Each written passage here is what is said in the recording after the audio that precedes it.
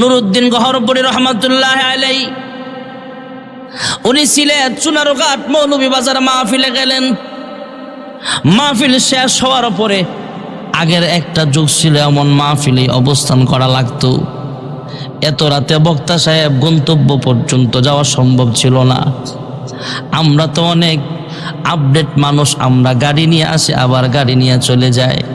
এক সময় আমাদের মুরব্বী উলামায়ে কেরাম অনেক কষ্ট করেছেন, মাইলের পর মাইল হেঁটে হেঁটে মাহফিলে গেছে, আবার হেঁটে হেঁটে মাহফিল থেকে নদীর ঘাট পর্যন্ত আসা লাগছে, নদী পার হয়ে কিছুক্ষণ রিক্সায় চলা লাগছে, আবার নদী পার হয়ে আবার গাড়িতে চলা লাগছে। এমন কষ্ট ছিল কি ছিল না?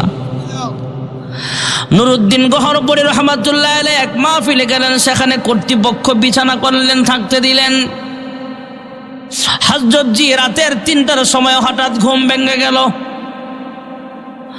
ডাক দিয়া বলে, কে কোথায় আছো? আমি আমার মাদ্রাসায় চলে যাব, অনেক দূরে ওনার মাদ্রাসা। আমি গহরপুর চলে যাব, ফজরের নামাজের পর আমার বুখারী শরীফের ক্লাস করতে হবে। সুবহানাল্লাহ। গাড়ি দিয়ে কয়েক ঘন্টার পথ। ওনার মুসল্লিরা ডাক দিয়া কয়, যেখানে মাহফিলের কর্তৃপক্ষ যারা ছিল, ওনা আয়েশা বলে, হুজুর আপনার কাছে আমরা মাফ চাই। রাত্র গভীর হয়ে গেছে, এত রাতে গাড়ির কোনো ব্যবস্থা নাই, রিক্সার কোনো ব্যবস্থা নাই, মোটর সাইকেলের ব্যবস্থা নাই। আপনি একটু আরাম করেন, সকালবেলা ফজরের নামাজের পরে ব্যবস্থা একটা হবে।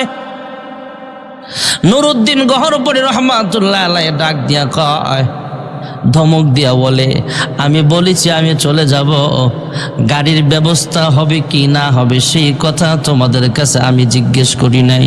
সুবহানাল্লাহ। উনি আবার রাস্তার পাশে যেয়ে দাঁড়ালেন।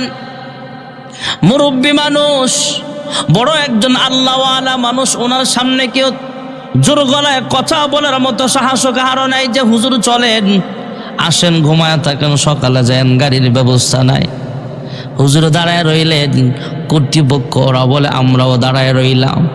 হঠাৎ করে তাকায় দেখি একটা সুন্দর একটা গাড়ি, সাদা গাড়ি চলে আসছে, এবং সাদা পাগড়িওয়ালা, সাদা জুব্বাওয়ালা একজন ড্রাইভিং সিটে একজন মানুষ বসা। যেরকম সুবহানাল্লাহ। হুজুর দরজা খুললেন, গাড়ির ভিতরে বসে গেলেন। কর্তৃপক্ষ হয়রান, কি ব্যাপার, কোথা থেকে গাড়ি আসলো, কোথায় নিয়ে যাবে? আবার ষড়যন্ত্র করে হুজুরে মারার কোনো প্ল্যান করছে না তো? গাড়িওয়ালাকে যা জিজ্ঞেস করে, হ্যাঁ ড্রাইভার সাহেব তোমার বাড়ি কোথায়, কোথায় যাইবা? হুজুরে তো তোমার বলে নাই গহরপুর যাবে, তুমিও বা কোথায় নিয়ে যাইবা বলো? হুজুর ধমক দিয়া বলে, তোমরা সরো, ড্রাইভাররে কিছু জিজ্ঞেস করতে হবে না। এরপরও কর্তৃপক্ষ বারবার ড্রাইভারকে যখন জিজ্ঞেস করে, হ্যাঁ ড্রাইভার সাহেব তোমার বাড়ি কোথায়? এবার হুজুর লাঠি দেখায় বলে, সর, সামনে থেকে তোমরা সরে দাঁড়াও। ড্রাইভার তোমাদেরকে ঠিকানা বলতে পারবে না। এই ড্রাইভার তো এলাকার কোনো মানুষ নয়, এটা হলো জিনদের মধ্যে একটা জিন, ভালো জিন। যেরকম সুবহানাল্লাহ।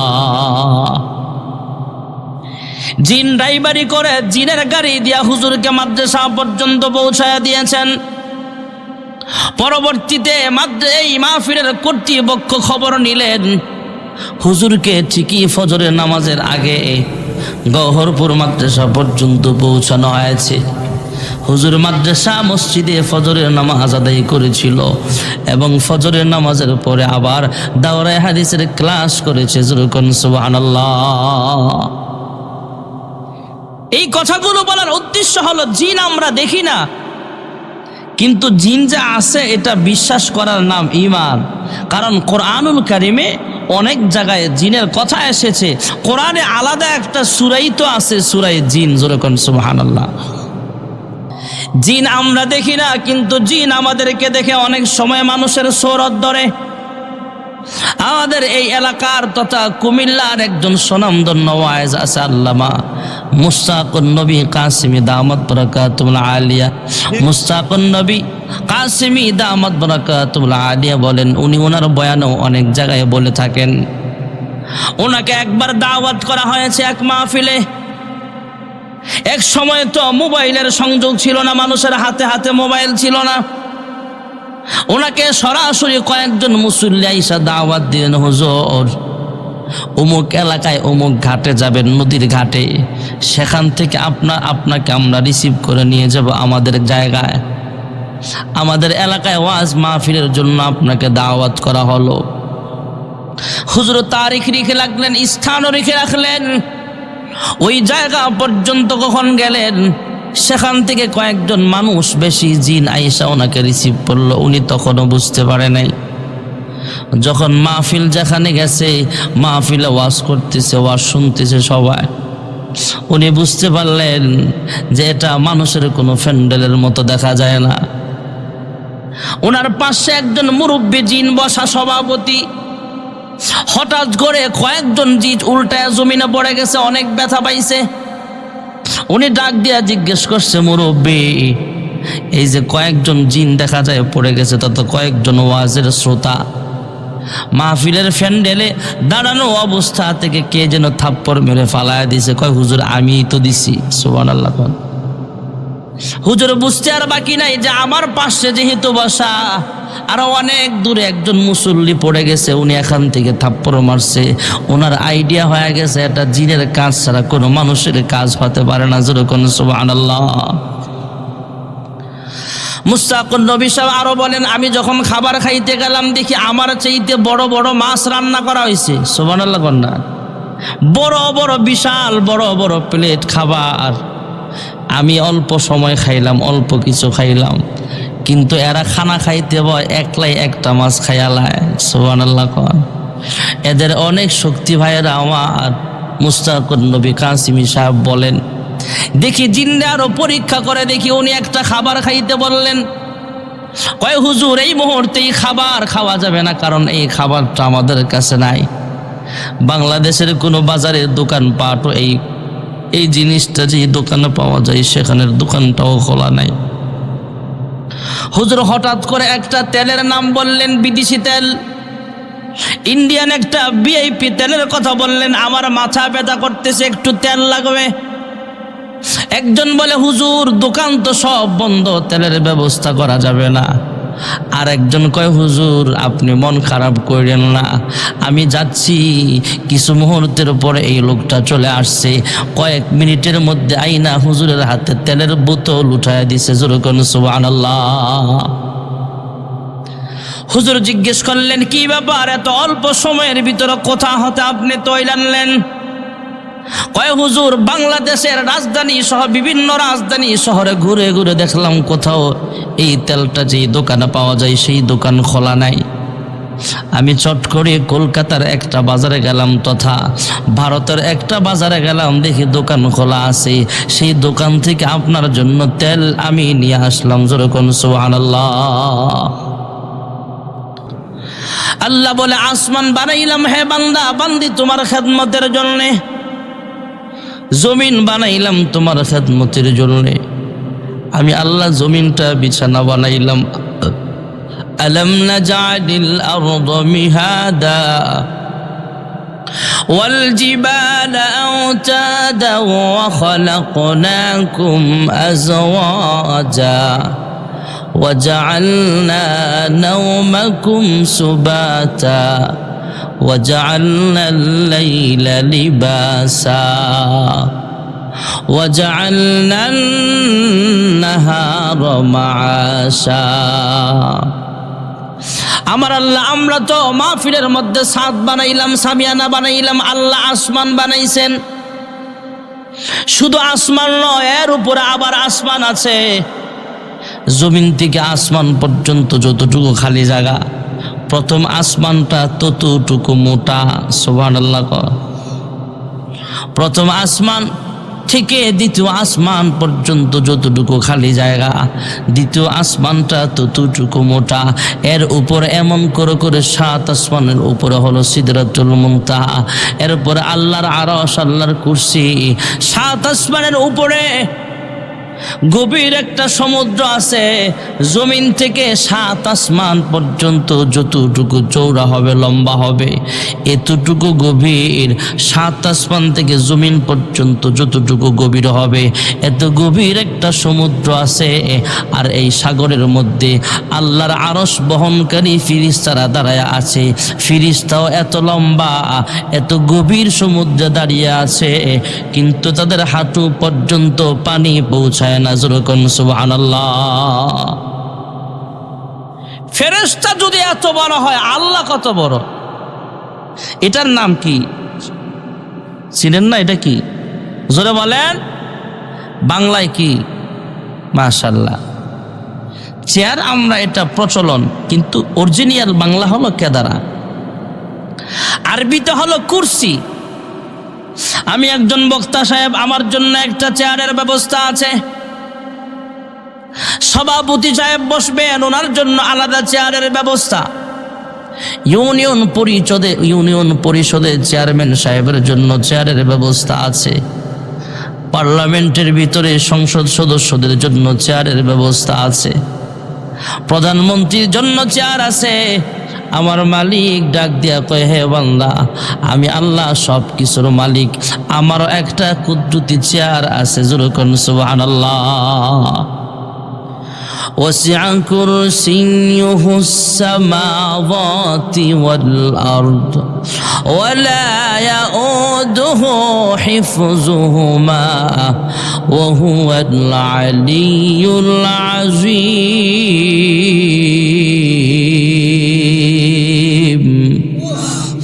আমি মেন যত বড়, আমি মানুষটা যত বড়, আমার চেয়ারটাও তত বড়। বেঞ্চ যদি একটু লম্বা হয়, তাহলে একটু বড় হয়, কয়েকজন বসা যায়। আমার আল্লাহর চেয়ারটা কত বড়!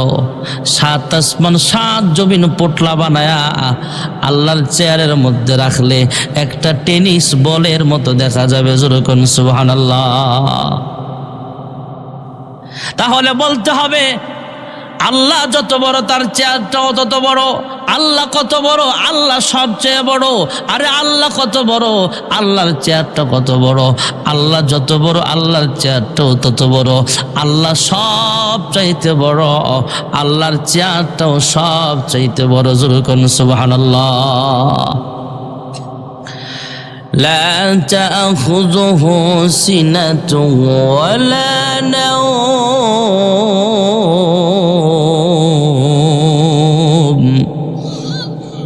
আমরা ঘুমাই, আমার আল্লাহও ঘুমায়। জোরে বলেন। আমরা ঘুমাই, কিন্তু আমার আল্লাহ ঘুমায় না।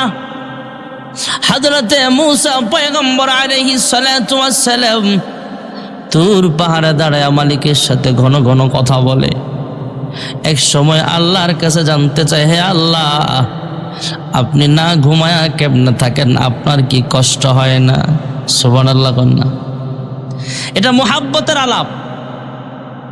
আমরা হঠাৎ করে একজনকে দেখলে বলি, কিরে তোমার চোখ লাল দেখা যায়, চোখটা যেমন একটু ভিতরের দিক চলে গেছে, কি হয়েছে তোমার?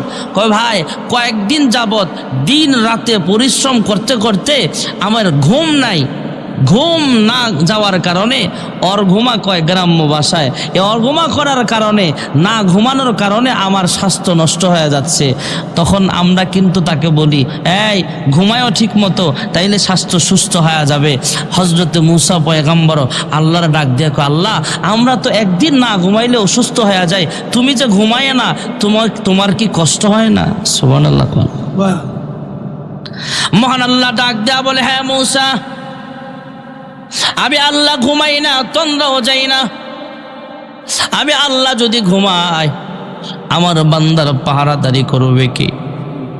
আমার বান্দা রাতের বেলা আরামে ঘুমায়, আমার বান্দা সারাদিন পরিশ্রম করে আমার কুদরতি পায়ে সেজদা দেয়। আমার বান্দা রাত্রে বেলাও আরাম করে। এই বান্দা যত ফজরের ওয়াক্তে আমার কুদরতি পায়ে সেজদা দিবে। আমার বান্দার ঘুমের যাতে ব্যাঘাত না ঘটে, রাতের বেলা কোনো বিষাক্ত বিচ্ছু তার কানের ছিদ্র দিয়া যাতে না ঢুকে, আমি আল্লাহ কুদরতি হাত দিয়া ঠেকায় দেই। আমার বান্দার নাকের ছিদ্র দিয়া ছোট্ট সাপ ঢুকতে পারে, কিন্তু আমার নাকের ছিদ্র দিয়া কিন্তু পিঁপড়া ঢুকে না। কানের ছিদ্র দিয়া পিঁপড়া ঢুকতে পারে না। আমার আল্লাহ কয়, হে মূসা, আমার বান্দার ঘুমের যাতে নষ্ট না হয়, ঘুমের কোনো ক্ষতি না হয়, আমি আল্লাহ ঘুমাই না। আমার বান্দার 24 ঘন্টা আমি আল্লাহ আমার বান্দার ঘুমের ব্যবস্থা করি। যেরকম সুবহানাল্লাহ। মূসা পয়গম্বর মুহাব্বতের সাথে আবার বলে, আল্লাহ আপনি ঘুমান না কেন? আমরা যে ঘুমাই। সুবহানাল্লাহ কন্যা, আপনি ঘুমাইলে কি সমস্যা? মানে মুহাব্বতের আলাপ। আল্লাহ ডাক দেয়া কয়, হ্যাঁ মূসা, আমি আল্লাহ ঘুমাইলে অসুবিধা আছে? কয়, কি অসুবিধা? কয়, আসমানটা ভেঙে যাবে, জমিনটা চুরমার হয়ে যাবে। আল্লাহ গো, বুঝলাম না, বুঝতে পারলাম না কেমনে হবে। মহান আল্লাহ ডাক দেয়া বলে, হ্যাঁ মূসা পয়গম্বর, তুমি একটা গ্লাসের ভিতরে পানি নিয়ে, কাঁচের গ্লাসে পানি ভর্তি একটা কাঁচের গ্লাস নিয়ে দাঁড়াও। মূসা পয়গম্বর গ্লাসের ভিতরে পানি নিয়ে কাঁচের গ্লাস নিয়ে দাঁড়িয়ে রইলেন। পানি ভর্তি কাঁচের গ্লাস নিয়ে দাঁড়িয়ে আছে। হঠাৎ করে আল্লাহ তার উপরে ঘুম ঢাইলা দিলেন। আমি আপনাদের জিজ্ঞেস করতে চাই, গ্লাস হাতে নিয়ে দাঁড়িয়ে আছেন, এবার যদি ঘুম চলে আসে গ্লাস হাতে থাকবনি? গ্লাসটা নিচে পড়ে গেল, টুকরা টুকরা হয়ে গেলে আল্লাহ তাআলা ডাক দিয়া জিজ্ঞেস করলেন, হ্যাঁ মূসা পয়গম্বর, গ্লাসটা কোথায়? হ্যাঁ মালিক, ঘুম আসার কারণে আমার হাতে ধরে রাখতে পারি নাই, গ্লাসটা পরে চূর্ণ বিচূর্ণ হয়ে গেছে। মালিক ডাক দেয়া বলে, হ্যাঁ মূসা পয়গম্বর, তোমার হাতের মধ্যে একটা কাঁচের গ্লাস ছিল মাত্র, ঘুম আসার কারণে ফসকে পড়ে গেল, ধরে রাখতে পারো নাই। আমি আল্লাহর হাতে কিন্তু শুধু একটা গ্লাস নয়, আমি আল্লাহর হাতে 7 আসমান পরিচালিত হয়, চন্দ্র সূর্য পরিচালিত হয়, জমিনটা পরিচালিত হয়, কুল কায়নাত আমি আল্লাহর কুদ্দুতি হাত দিয়া পরিচালিত হয়। ঘুম আসলে যেমন গ্লাস পরে টুকরা টুকরা হয়ে গেল, আমি আল্লাহ যদি ঘুমাই সব ধ্বংস হয়ে যাবে। আমি আল্লাহ ঘুমাই না, আমি আল্লাহ আমার বান্দার 24 ঘন্টা পাহারাদারি করি। যেরকম সুবহানাল্লাহ। হ্যাঁ মূসা পয়গম্বর, আমি আল্লাহ যদি ঘুমায় যাই আরো অসুবিধা আছে। কয়, কি অসুবিধা? আমি আল্লাহ যদি ঘুমায় যাই, আবার কোন গুনাহগার বান্দা বান্দি যদি গভীর রজনীতে আমি আল্লাহকে আল্লাহ বলে ডাক দেয়, সুবহানাল্লাহ কোন, চেয়ারম্যানের দরওয়াজাটা বন্ধ, এমপি সাহেবের দরওয়াজাও বন্ধ, আমার বান্দা যখন জিহ্বাটা লড়ায়া লড়ায়া আমি আল্লাহকে আল্লাহ বলে ডাক দিবে, আমার বান্দার ডাকের সাড়া দিবে কে? সুবহানাল্লাহ কোন। আমার বান্দা যখন গুনাহের বোঝা মাথায় নিয়ে আমার কাছে কানবে, আয় আল্লাহ তুমি ছাড়া আমার আর কোনো দরবার নাই, হে পরওয়ারদিগারে আলম তুমি ছাড়া আমার মাফ করনেওয়ালা আর কেউ নাই, তুমি ছাড়া কারি কাছে আমরা করি বরদান, তুমি বিনে কে বুঝিবে মনেরই বেদন, তুমি যদি মাফ না করো আল্লাহ বান্দারে, বলো তোমার বান্দা যাবে কার কাছে? হে পরওয়ারদিগার আলম তুমি ছাড়া আমার আর কোনো দরবার নাই, আয় আল্লাহ তুমি আমার জিন্দেগির গুনাহ খাতাগুলো মাফ করে দাও। আবার আল্লাহ ডাক দিয়া কয়, হে মূসা, আমি আল্লাহ আমার বান্দাকে এমন সুযোগটা আমি আল্লাহ দেই, কারণ হলো আমার বান্দা যদি আমি আল্লাহর কাছে মাফ চায়, আমি আল্লাহ যদি ঘুমায়া যাই, আমার বান্দার ডাকের সাড়া দিবে কে? আমি আল্লাহ ঘুমাই না, আমার বান্দার জিন্দেগির সব গুনাহগুলো মাফ করে দেই। ক্ষমা চাও ডুবে যদি পাপ দরিয়ায়, ক্ষমা করে দিবেন প্রভু দয়া বিলায়, দরগাহে কেন তার দরগাহে কেন তার হাত পাতো না, হৃদয়ের জানালা খুলে দাও না, প্রভুর ডাকে কেন সাড়া দাও না। অসীম ক্ষমতা যার সবার উপর, যার নামে বয়ে যায় ঝরনা নহর, আল্লাহ আল্লাহ বলে সবই দিওয়ানা,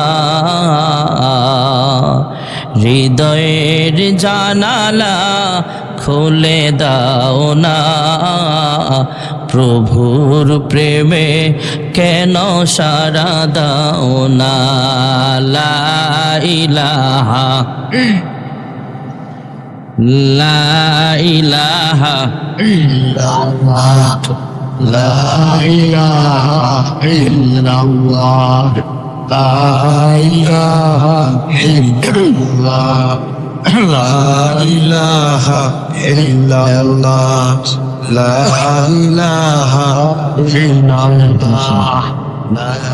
Hasilnya sama dia nggak ada bosannya. Coba sana. লা ইলাহা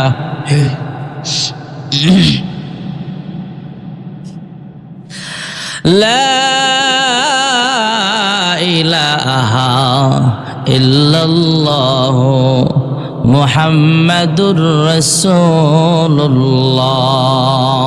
সাল্লাল্লাহু আলাইহি ওয়াসাল্লাম। তাহলে আমরা ইবাদত করব যখন কার? আমার আপনার নবী বিশ্ব নবী রাহমাতুল লিল আলামিন বলেন, উম্মত ফজরের ওয়াক্তে তুমি নামাজটা ঠিকমতো আদায় করো। ফজরের নামাজের পর আপনি একজন কৃষক মানুষ, কৃষি কাজে ব্যস্ত হয়ে গেলেন। ভাইয়েরা আমার, গরমকালের দিন থাকে অনেক বড়। ফজর থেকে জোহর পর্যন্ত প্রায় 7 থেকে 8 ঘন্টা সময় আপনি কৃষি কাজ করলেন, সুন্নত তরিকায় কাজ করলেন, কোনো গুনাহের কাজ করলেন না, অন্যের ফসল আপনি মাইরা খাইলেন না।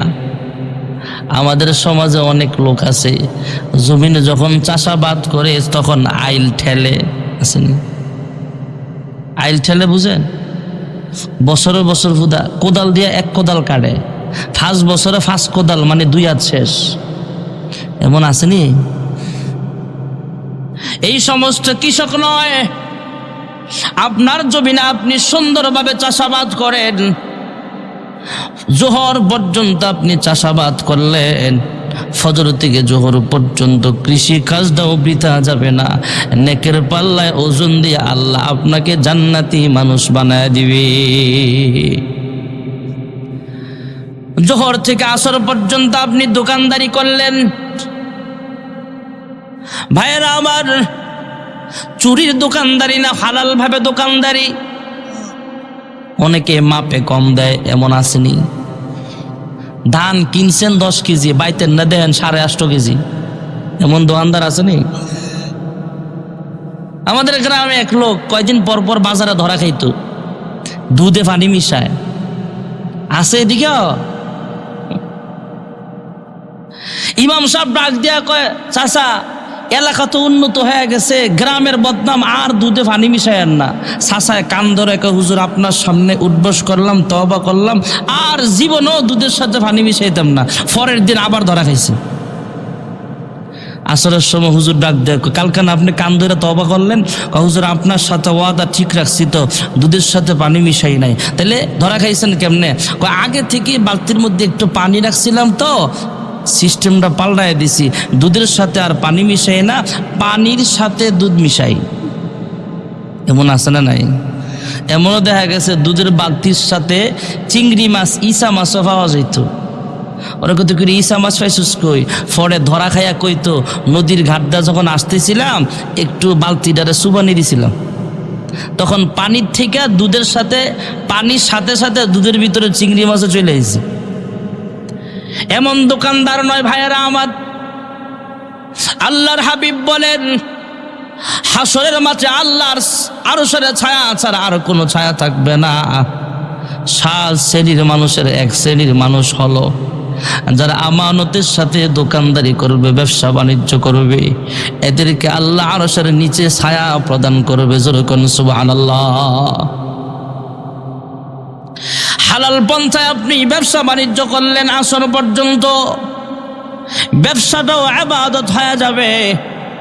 আসর থেকে মাগরিব পর্যন্ত, মাগরিব থেকে আসা পর্যন্ত আপনি পার্লামেন্টে ছিলেন, দেশ চালাইলেন। আমাদের দেশে সংসদ ভবনে মসজিদ আছে, অনেক সংসদ সদস্য আজান হলে মসজিদে নামাজে দাঁড়ায়। জোরে কোন সুবহানাল্লাহ।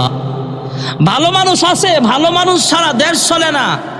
আবার কিছু মানুষ তো এমনও আছে, আমাদের মসজিদে শুক্রবারে জুতা চোর ধরা খাইলে গণপিটুনি দেয়।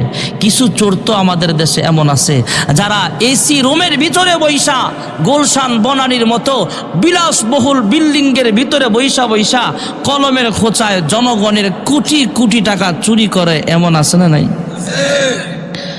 দুর্নীতির ওই আখড়ায় বসে জাহির করে জ্ঞান, কলম দিয়ে কামায় টাকা, আবার ধরে সাধুর ভান।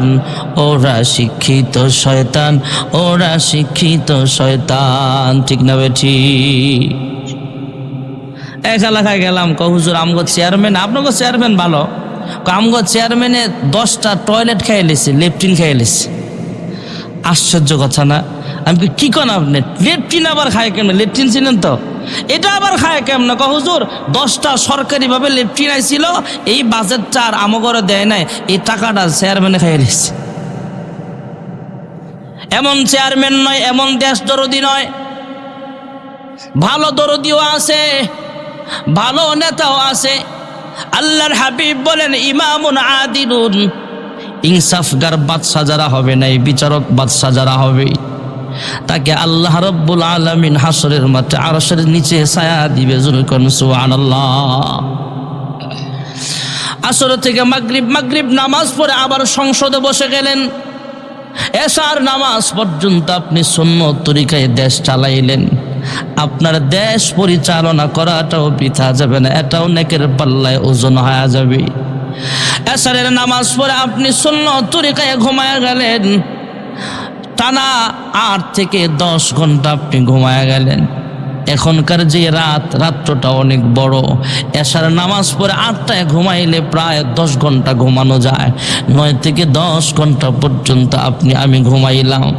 ফজরের ওয়াক্তে মুয়াজ্জিন আজান দিয়া দিল, আসসালাতু খায়রুম মিনান নাওম, হাইয়া আলাস সালাহ, হাইয়া আলাল ফালাহ, আসসালাতু খায়রুম মিনান নাওম। মুয়াজ্জিন আজান দিয়া দিছে, আমি ঘুম থেকে উঠা নামাজের মুসল্লায় দাঁড়ায় গেলাম। দু জাহানের সর্দার বলেন, উম্মত, সারা রাতের ঘুমটাও বৃথা যাবে না, ওই ঘুমটাকেও নেকের পাল্লায় ওজন দিয়া আল্লাহ তোমাকে বিনা হিসাবে জান্নাতের মেহমান বানায় দিবে। তাহলে ভাইয়েরা আমার, বন্ধুরা আমার, 5 ওয়াক্ত নামাজ পড়লে লস না লাভ? সুবহানাল্লাহ করলা ভাইয়েরা আমার। আল্লাহ রাব্বুল আলামিন ফেরেশতা বানাইলেন। এই ফেরেশতারা গুনাহের মজা বুঝে না, কিন্তু গুনাহ করলে শাস্তি পেতে হবে এটা জানে। গরু আর ছাগল গুনাহের মজা বুঝে, অন্যের জমিনের ফসল খাইলে যে কি মজা এটা বুঝে, কিন্তু অন্যের জমিনের ফসল খাইলে সাজা পেতে হবে এটা জানে না। আমরা আশরাফুল মাখলুকাত মানুষ, আল্লাহ আমাদেরকে বড় আদর করে বানিয়েছেন। আল্লাহ তাআলা নিজে হলেন ইঞ্জিনিয়ার। আল্লাহ ফেরেশতাদেরকে ডাক দিয়া বলে, হ্যাঁ ফেরেশতারা রে, তোমরা আদমের বডি বানাও। ফেরেশতারা ডাক দিয়া কয়, হ্যাঁ মালিক, আদমের বডি কেমনে বানাইলে আপনি খুশি হবেন? আল্লাহ বলে, এইভাবে তোমরা বানাও। হ্যাঁ মালিক, আদমের হাত 2টা কেমনে বানাবো? এইভাবে বানাও। ফেরেশতারা বানালেন। আল্লাহ ডাক দিয়া কয়, হ্যাঁ ফেরেশতারা, তোমরা 2টা পা এইভাবে বানাও। আল্লাহ তাআলার পরিকল্পনা অনুযায়ী ফেরেশতারা কমপ্লিট বডি বানালেন, হাত বানালেন, পা বানালেন। কিন্তু যখন চেহারা বানাইবার সময় হলো, ফেরেশতারা আরজ করে, হ্যাঁ মালিক, আদমের চেহারা কেমনে বানাইলে আপনি খুশি হবেন? মহান আল্লাহ কুদরতি আওয়াজ দিয়া জানায়া দেয়, হে ফেরেশতারা রে, হাত বানাইছো তোমরা, পা বানাইছো তোমরা, ওয়াল বডি বানাইছো তোমরা, কিন্তু চেহারাটা তোমরা বানাইলে হবে না। আমি আল্লাহ আদমের চেহারাটা নিজ কুদরতি হাত দিয়া আমি আল্লাহ বানাইতে চাই। মহান আল্লাহ রাব্বুল আলামিন কুদরতি হাত দিয়া ডইলা ডইলা আদমের চেহারা বানালেন। এবার কোরআনুল কারীমে মহান আল্লাহ রাব্বুল আলামিন দামি দামি চারটা জিনিসের কসম খেয়ে বলেন, ওয়াত্তিনি ওয়াজ্জাইতুন وطور سينين وهذا البلد الأمين।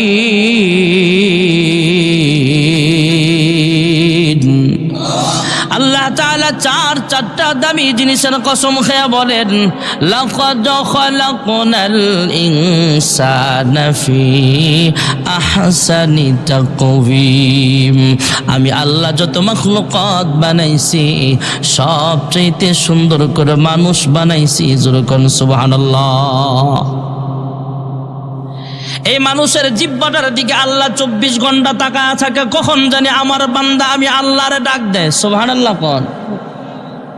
দুনিয়াতে মাকে মা কয়া ডাক দিলে মা খুশি হয়ে যায়, আব্বাকে আব্বা বলে ডাক দিলে আব্বা খুশি হয়ে যায়, চেয়ারম্যানকে চেয়ারম্যান বলে ডাক দিলে খুশি হয়, ইমাম সাহেবকে ইমাম সাহেব বলে ডাক দিলে খুশি হয়, বিআই রে বিআই কয়া ডাক দিলে বেজার হয় না, খুশি হয়।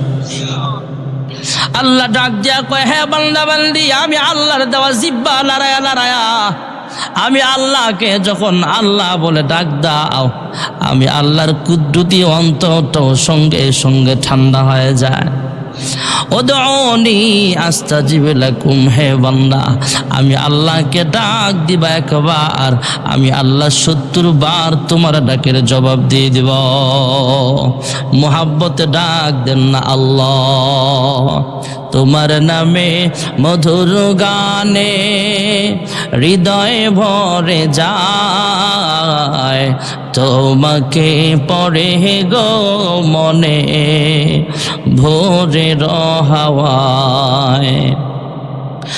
আজানে আজানে কাঁপে সুরের মিনার, বয়ে চলে কানদি শূন্য কিনার, তোমার নামের সিফাত মনটা নাড়ায়, তোমাকে পড়ে গো মনে ভোরের হাওয়ায়। জোরে ডাক দেন আল্লাহ। আমরা যদি 5 ওয়াক্ত নামাজ সময় মতো আদায় করি, আল্লাহর হাবিব বলেন আগের থেকে টাইমটা ঠিক মতো কম লাগে। জিজ্ঞাসেন আপনারা, আল্লাহর হাবিব রাহমাতুল্লিল আলামিন বলেন, কেউ যদি 5 ওয়াক্ত নামাজ সময় মতো আদায় করে, তাহলে মহান আল্লাহ রাব্বুল আলামিন তাকে 5টা পুরস্কার দিবে। জোরে কোন কয়টা? 1 নম্বরের পুরস্কার হলো মহান আল্লাহ রাব্বুল আলামিন দুনিয়ার রিজকের অভাব দূর করে দিবে। জোরে কোন সুবহানাল্লাহ। লা ইলাহা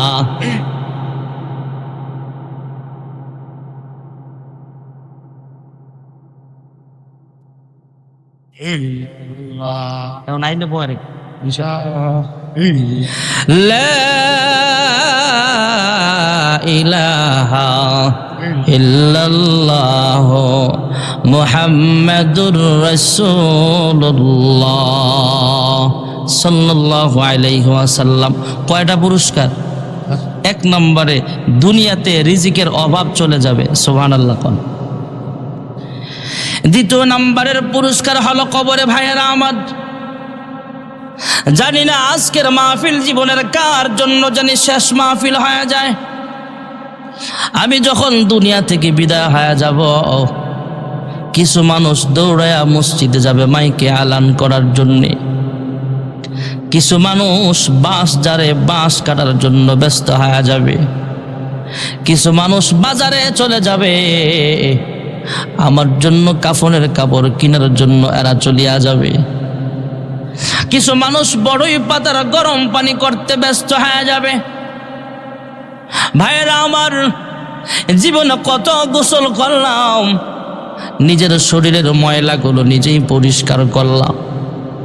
এমন একদিন চলে আসবে রে ভাই, যেদিন নিজের শরীরে সাবান মাখার মতো শক্তি আমার হাতে থাকবে না। জীবনে কত কাপড় পাল্টাইলাম, ভেজা কাপড় চেঞ্জ করে নতুন কাপড়, শুকনা কাপড় পরলাম। এমন একদিন সময় চলে আসবে যেদিন ভেজা কাপড় পাল্টায় শুকনা কাপড় পরার মতো ক্ষমতা আমার শরীরে থাকবে না। ও মা বোন, পর্দানিসীন মা বোনেরা আমার, একদিন নতুন পোশাক পরিহিত অবস্থায় নববধূর বেশে আপনি যেই বাড়িতে এসেছিলেন, এলাকার সব মহিলারা আপনাকে দেখার জন্য ভিড় জমায়ে ফেলছে। আবার এমন একদিন সময় আসবে, সেদিন আপনাকে 5টা নতুন সাদা কাপড়ে পেঁচে আপনাকে খাটের উপরে শোয়া দিবে। সেদিনও কিন্তু এলাকার মহিলারা আপনাকে দেখার জন্য ছুটে চলে আসবে। তবে প্রথম দেখার শেষ দেখা কিন্তু এক হতে পারে না। আমি দুনিয়া থেকে চলে যাব, মসজিদের বারান্দায় একটা খাট রাখা আছে, সেই খাটের উপরে আমাকে শোয়া দিবে। 4 জন শক্তিশালী মানুষ আমাকে কাঁধে বহন করবে, সাহসী মানুষ। জানাজা শেষ হওয়ার পরে আবার কবরস্থানে নিয়ে যাবে। যেই 4 জন আমাকে খাট বহন করে কবরস্থানে নিয়ে আসছে, এর চাইতে আরো সাহসী কয়েকজন মানুষ কবরের ভিতরে নেমে যাবে। কমপক্ষে 2 থেকে 3 জন মানুষ কবরে আমাকে হাতে ধরে সুন্দর করে যখন নামায়া দিবে,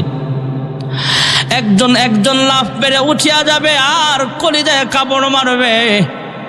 সবাই যখন উঠে যাবে তখন মুর্দার চিৎকার করে কান্দে, কিন্তু শোনার মতো কেউ নাই।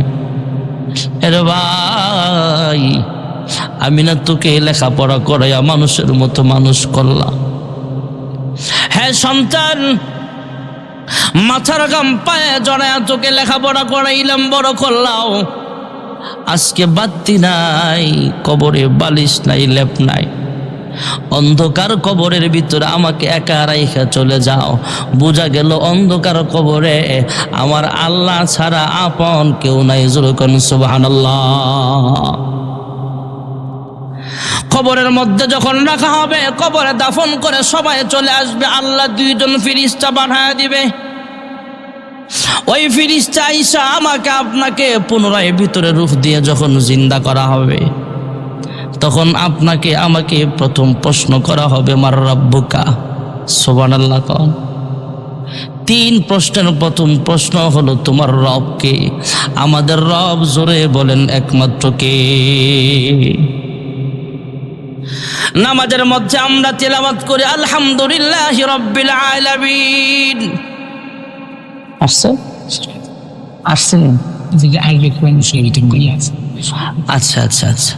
নামাজের ভিতরে আমরা তেলাওয়াত করি আলহামদুলিল্লাহি রাব্বিল আলামিন। এখানে রবের আলোচনা যখন আছে না নাই? নামাজের ভিতরে সূরা ফাতিহা তেলাওয়াত করার পর একটা সূরা মিলাইলাম, আল্লাহু আকবার বলে রুকুতে গেলাম, 3 বার 5 বার বা 7 বার বলা সুন্নাত। সুবহানা রাব্বিয়াল আযীম, সুবহানা রাব্বিয়াল আযীম। এখানে রব যখন আছে না নাই? সামি আল্লাহু লিমান হামিদা, রব্বানা লাকাল হামদ। এখানে রব আছে না নাই? আল্লাহু আকবার বলে সাজদায় গেলাম, 3 বার 5 বার বা 7 বার বলা সুন্নাত। সুবহানা রাব্বিয়াল আলা, সুবহানা রাব্বিয়াল আলা। এখানে রব আছে না নাই? 5 ওয়াক্ত নামাজে বারবার রবের আলোচনা করার ফলে আল্লাহর হাবিব বলেন, আল কবরু রাউযাতুম মিন রিয়াজিল জান্নাহ আও হুফনাতুম মিন হুফারিন নার। কবরে যদি ফেরেশতাদের প্রশ্নের জবাব কেউ দিতে না পারে, তার কবরটা 2 পাশের মাটি তাকে এমন ভাবে চাপ মারবে ভাইয়েরা আমার, এক পাশের হাড্ডি আরেক পাশের ভিতরে ঢুকিয়া যাবে। জাহান্নামের দরওয়াজা খোলা হবে, জাহান্নামের আগুন তার কবরে আসতে থাকবে, জাহান্নামের সাপ কবরের মধ্যে থেকে কামড়াতে থাকবে। সাপে কাটবে রে গুর্জ মারবে রে, কঠিন আযাব হইবে শোনো বেনামাজির কবরে। সাপে কাটবে রে গুর্জ মারবে রে, কঠিন আযাব হইবে শোনো বেনামাজির কবরে। কিন্তু যে আল্লাহর বান্দা বান্দি 5 ওয়াক্ত নামাজ সময় মতো আদায় করবে, দু জাহানের সরদার রাহমাতুল লিল আলামিন বলেন, উম্মত 2 নম্বরের পুরস্কার হলো কবরে ফেরেশতাদের সওয়ালের জবাব আল্লাহ সহজ করে দিবে। জোরে কোন সুবহানাল্লাহ। সংক্ষেপে বলছি ভাইরা আমার, 3 নম্বরের পুরস্কার হাসরের মাঠে ডান হাতে আমলনামা দেওয়া হবে। 4 নম্বরের পুরস্কার ফুলসিরাতের পুল, 30,000 বৎসরের রাস্তা মুহূর্তের মধ্যে আল্লাহ পার করিয়া দিবে। আর 5 নম্বরের পুরস্কার হলো ইন্নাল্লাযীনা আমানু ওয়া আমিলুস সালিহাত وعملوا الصالحات كانت لهم جنات الفردوس نزلا। যেই ব্যক্তি ঈমান আনবে পাশাপাশি নেক আমল করবে, 5 ওয়াক্ত নামাজি বান্দা বান্দির শেষ পুরস্কার হলো আল্লাহ তাআলা বিনা হিসেবে জান্নাতুল ফেরদাউসের মেহমান বানায় দিবে। জোরে কোন সুবহানাল্লাহ। আল্লাহ তাআলা আমাদের সকলকে 5 ওয়াক্ত নামাজি হয়ে, শুধু নামাজ পুরুষরা পড়বে, মহিলাদের লাগবে না, পুরুষ মহিলা সবার উপরে নামাজ ফরজ। আল্লাহ তাআলা আল্লাহর কথা মতো চলে আল্লাহর গোলাম হয়ে কবরে যাওয়ার তৌফিক দান করুন। সকলে বলে আমিন। ওয়া আখিরু দাওয়ানা আনিল হামদুলিল্লাহি রাব্বিল আলামিন।